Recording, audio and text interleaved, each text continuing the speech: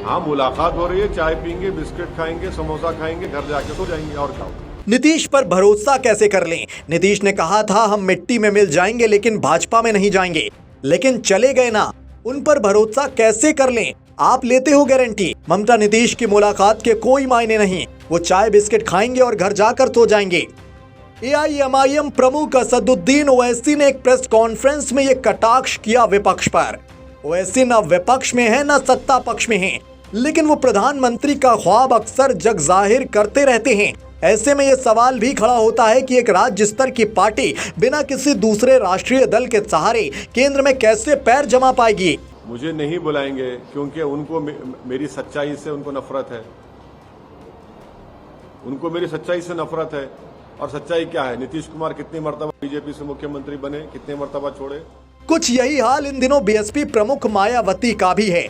नीतीश, ममता, केसीआर या कोई भी अन्य दिग्गज विपक्षी नेता मायावती को विपक्षी एकता में साथ लेने के मूड में नहीं। असदुद्दीन ओवैसी और मायावती दोनों ही ऐसे नेता हैं जो कांग्रेस और बीजेपी दोनों से बराबर दूरी बनाकर चल रहे हैं। इसके अलावा विपक्षी खेमे से एकजुटता की मुहिम में जुटे नेता ना तो मायावती और ना ओवैसी से मेल मिलाप कर रहे हैं। उधर विपक्ष के कांग्रेस से दूरी की भी अटकलें लंबे वक्त से हैं। तो ऐसे में सियासी जानकार ये भी मानने लगे हैं कि आने वाले वक्त में एक नए तरह का विपक्ष वजूद में आ सकता है जो राहुल, ओवैसी और मायावती से मुक्त हो।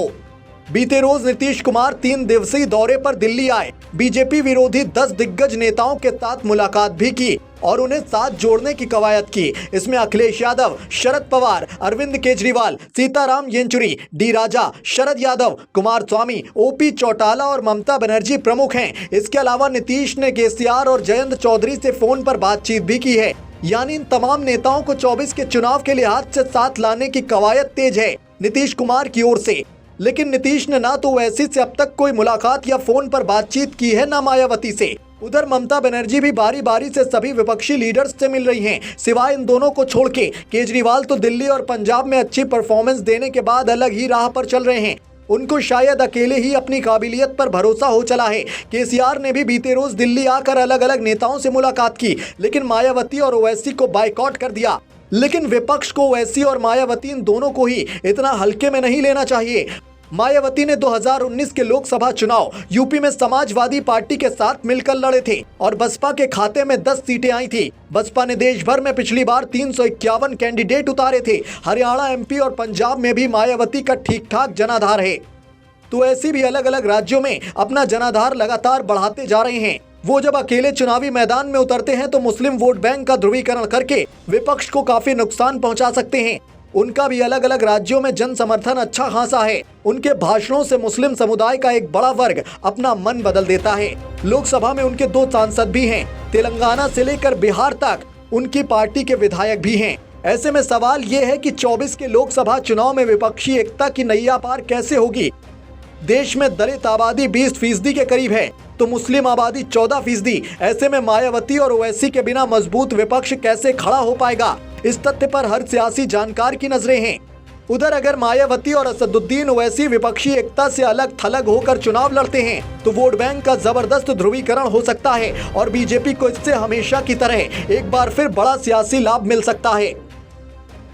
बिहार के मुख्यमंत्री अपोजिशन यूनिटी के मुहिम में जुड़े हुए हैं।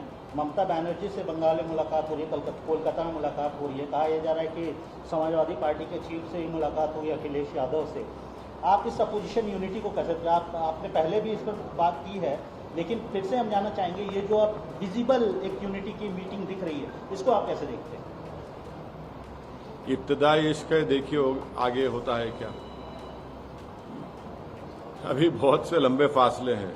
हुनूस दिल्ली दूरस्थ है। अभी मतलब अगर आपको बुलाएंगे तो आप जाएंगे? मेरे को कहाँ बुलाएंगे?